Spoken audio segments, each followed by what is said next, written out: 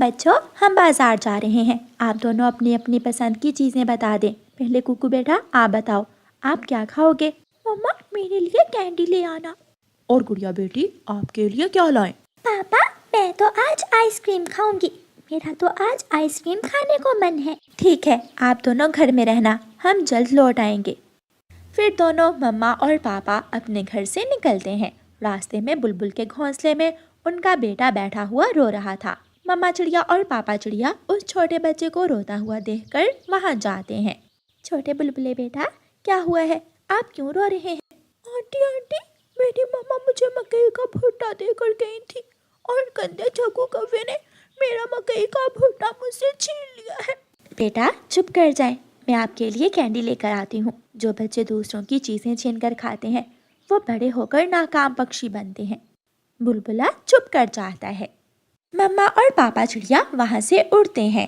वो बाजार जाते हैं। पहले वो दोनों सब्जी वाले की दुकान पर जाते हैं। कबूतर चाचा, टमाटर और भिंडी है क्या आपके पास? हाँ, टमाटर भी ताज़ा है और भिंडी भी। सब्जी लेने के बाद मम्मा चिड़िया पापा चिड़िया से कहती है, अब बच्चों की चीजें लें और घर चलें, बच्चे घर में अकेले हैं। फिर वो दोनों दूसरी दुकान पर जाते हैं। गुड़िया ने क्या मांगा था, मुझे भूल गया। एक तो आप हर बात भूल जाते हैं। गुड़िया ने आइसक्रीम मांगी थी और कुकू के लिए कैंडी लेनी है। हाँ, याद आया। फिर पापा चिड़िया अपने बच्चों के लिए उनकी मनपसंद चीजें ले लेते हैं। छोटे बुलबुले से भी मैंने कैंडी देने का वादा किया था, उसके लिए भी कैंडी लेनी है। वो छोटे बुलबुले के लिए भी कैंडी ले लेते हैं और वहाँ से उड़ते हैं। ये लो बेटा, ये कैंडी आपके लिए है, अब जल्दी से खा लेना। ऐसा ना हो कि जग्गू कौवा फिर से आपकी कैंडी छीन कर ले जाए। मैं ये कैंडी घोंसले में छुपा कर रख लेता हूँ, जब मेरी मम्मा आएंगी तो फिर खाऊंगा मैं। जैसे आपकी मर्जी। मम्मा पापा वहाँ से उड़ते हैं। थोड़ी ही देर बाद जग्गू कौवा फिर से बुलबुले के पास आ जाता है। हाँ रे बुलबुले, घोंसले में क्या छुपा रहे थे? मैंने तुम्हें देख लिया है। नहीं नहीं, मेरे पास कुछ नहीं है। मेरे पास तो एक मकई का भुट्टा ही था जो तुम पहले ही छीन कर खा गए हो। जग्गू कौवा बुलबुले को दूसरी तरफ धक्का देकर घोंसले से उसकी कैंडी निकाल लेता है। कैंडी मुझसे छुपा रहे हो? मुझे भी जग्गू कौवा कहते हैं, मैं हर चीज ढूंढ लेता हूँ। बुलबुला रोने लग जाता है। मुझे मेरी कैंडी वापस दो, मुझे मेरी कैंडी वापस दो। लेकिन जग्गू कौवा वहाँ से उड़ जाता है। ये लो गुड़िया बेटी, आपकी आइसक्रीम, और कुकू ये रही आपकी कैंडी। कुकू अपनी कैंडी पकड़ लेता है।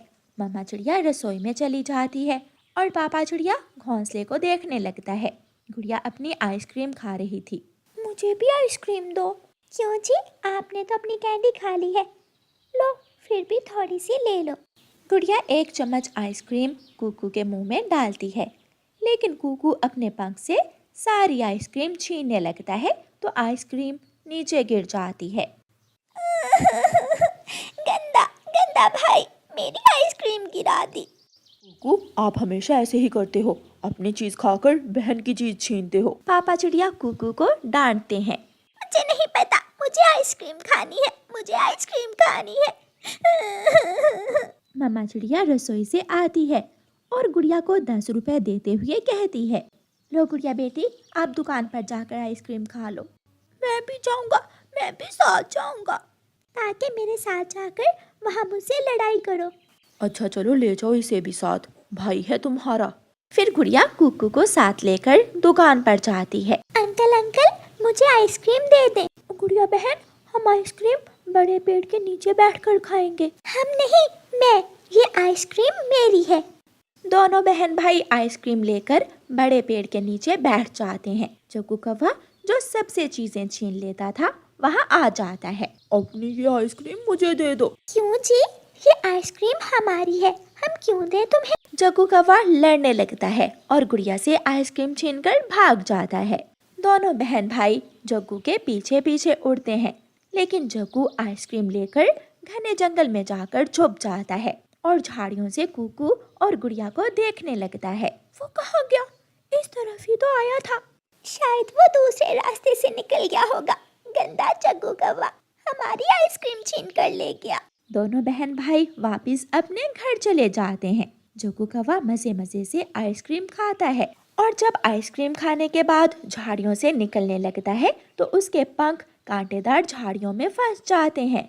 जग्गू कौवा जोर लगाता है और एक लंबा कांटा जग्गू कौवे के पंख में चुभ जाता है।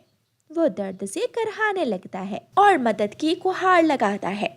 बचाओ बचाओ, मुझे यहाँ से बाहर निकालो, कोई मेरी मदद करे। जग्गू शोर मचाता है, लेकिन घने जंगल में कोई भी न था जो जग्गू की मदद करता। गुड़िया और कुकू घर चले जाते हैं। मम्मा, पहले वाली आइसक्रीम कुकू ने गिरा दी और जो बाद में ली वो गंदा जग्गू कौवा छीन कर ले गया। ये कौवों का बच्चा कुछ ज्यादा ही बढ़ता जा रहा है, सबसे चीजें छीनने लगा है। कोई बात नहीं, मैं कल अपने बच्चों को और आइसक्रीम ले दूंगी। रात हो जाती है, लेकिन जग्गू कौवा अभी तक घर नहीं आया था। जग्गू के मम्मा पापा परेशान हो जाते हैं। जग्गू के पापा किसी से जाकर पूछे, मेरा जग्गू कहाँ चला गया है, अब तो रात हो गई है। जग्गू की शरारतें हद से बढ़ती जा रही हैं। अभी आज ही बुलबुल ने मुझे बताया कि जग्गू ने उसके बेटे को बहुत तंग किया, उसकी चीजें छीन कर ले गया। अब यहाँ बैठकर मेरे बेटे की बुराइयां ही करते रहोगे या उसे ढूंढने भी जाओगे? फिर कालू कौवा अपने घर से निकलता है। यार तोते, मेरे जग्गू को कहीं देखा है क्या? हाँ, सुबह मैं बैठा अमरूद खा रहा था तो वो पीछे से आया और मेरा अमरूद छीन कर भाग गया था। कालू कौवा वहाँ से चला जाता है। कबूतर यार, मेरा जग्गू नहीं मिल रहा, क्या उसे कहीं देखा है? बड़े पेड़ के नीचे चिड़िया के बच्चे बैठे आइसक्रीम खा रहे थे, मैंने उनके पास बैठे हुए देखा था जग्गू को। ये सुनकर कालू कौवा जल्दी से चिड़िया के घर की तरफ उड़ता है और जाकर दरवाजे पर दस्तक देता है। कालू, क्या हुआ है? इस वक्त क्या काम है आपको? क्या कुकू और गुड़िया घर में है? हाँ, वो दोनों तो घर में है। मैं जग्गू का पूछने आया था उनसे। पापा चिड़िया कुकू और गुड़िया को आवाज देता है। कुकू और गुड़िया बाहर आ जाते हैं। अंकल, जग्गू हमारी आइसक्रीम छीनकर घने जंगल की तरफ भाग गया था। बेटा, क्या आप मेरे साथ जाकर बता सकते हैं कि जग्गू किस तरफ गया था? कुकू अपने पापा की तरफ देखता है। पापा, मुझे मालूम है वो किस तरफ गया था। मैं और कुकू भाई उसके पीछे भी गए थे, लेकिन वो कहीं छुप गया। ठीक है बच्चों, आप दोनों कालू अंकल के साथ जाओ और जग्गू को ढूंढने में मदद करो। फिर गुड़िया और कुकू कालू कौवे के साथ जाते हैं। इसी रास्ते पर गया था जग्गू, थोड़ा और आगे। हाँ, यहाँ तक हम उसके पीछे आए थे। मम्मा, पापा, मुझे बचा ले, मुझे यहाँ से बाहर निकालें। वो सब जग्गू की आवाज सुन लेते हैं और आवाज की दिशा में जाते हैं। कालू कौवा जग्गू को झाड़ियों में फंसा हुआ देख लेता है। वो रहा जग्गू। वो सब जग्गू के पास जाते हैं और जग्गू के पापा जग्गू को कांटों से बाहर निकालते हैं।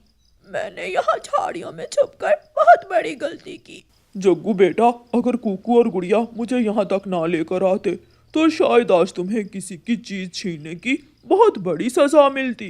जग्गू, दूसरों से चीज मिलकर भी खा सकते हैं, किसी की चीज छीनना बहुत बुरी बात है और बुरे कामों की सजा हमेशा मिलती है। मैं शर्मिंदा हूँ, मुझे माफ कर दें। आपकी वजह से मेरी जान बची है। मैं वादा करता हूँ आइंदा मैं कभी भी ऐसा नहीं करूँगा। कुकू और गुड़िया बेटी, अब जग्गू को माफ कर दो, जग्गू शर्मिंदा है। फिर कुकू और गुड़िया जग्गू को माफ कर देते हैं और वो सब खुशी खुशी वापिस आ जाते हैं। प्यारे दोस्तों, जितनी भी लड़कियां पक्षी हैं, जल्दी से चैनल को सब्सक्राइब कर लें और कहानी को लाइक कर लें, क्योंकि आज की कहानी खास आपके लिए है। बस मेरे सर से बेटी का बोझ उतर जाए, फिर मुझे कोई चिंता नहीं है। हमारी कमाई थोड़ी ही सही, एक बेटी का ही तो बोझ है हमारे सर पर, वो किसी तरह उतर जाए, फिर हमें क्या चिंता मिठू जी। दिन रात काम करते हैं। मैं सोच रहा हूँ किसी तरह जग्गू को विदेश पढ़ने के लिए भेज दूँ। अभी हमारे सर पर बेटी का बोझ है, पहले मुन्नी की शादी करके ये बोझ सर से उतार दो, फिर जो दिल में आए करना। बोझ बोझ बोझ। मम्मा, ये सब बेटियों को बोझ क्यों समझते हैं? क्योंकि बेटी, ये पक्षी अभी तक समझ ही नहीं सके कि बेटा बेटी एक समान होते हैं। बेटियां बोझ नहीं होती, बल्कि उन्हें इस काबिल बनाए कि वो एक परिवार का बोझ खुद उठा सकें, जैसे मेरी मम्मा। हाँ, मैं अपनी बेटी को इस काबिल बनाना चाहती हूँ कि वो अपना बोझ खुद उठा सके। गौरी कवि की बेटी भागी भागी चिड़िया के पास आती है। आंटी आंटी, मेरी मम्मा मेरी अभी से शादी करना चाहती हैं। ये सुनकर गुड़िया हंसने लग जाती है। तुम्हारी शादी? मगर मुन्नी तुम तो अभी मुझसे भी छोटी हो। पापा कहते हैं कि मेरी शादी का बोझ उतारकर जग्गू भाई को कामयाब पक्षी बनाएंगे। मैं बात करती हूँ गौरी से, अभी आप बहुत छोटी हो, अभी से उन्हें आपकी शादी की क्या चिंता है। फिर चिड़िया गौरी की बेटी मुन्नी कव्वी के साथ जाती है। गौरी, अभी मुन्नी छोटी है, आपको इसकी शादी की इतनी क्यों जल्दी है? अच्छा रिश्ता मिल रहा है, कल क्या मालूम कोई अच्छा कौवा मिले या ना मिले। इतनी छोटी सी उम्र में अगर तुम मुन्नी की शादी कर दो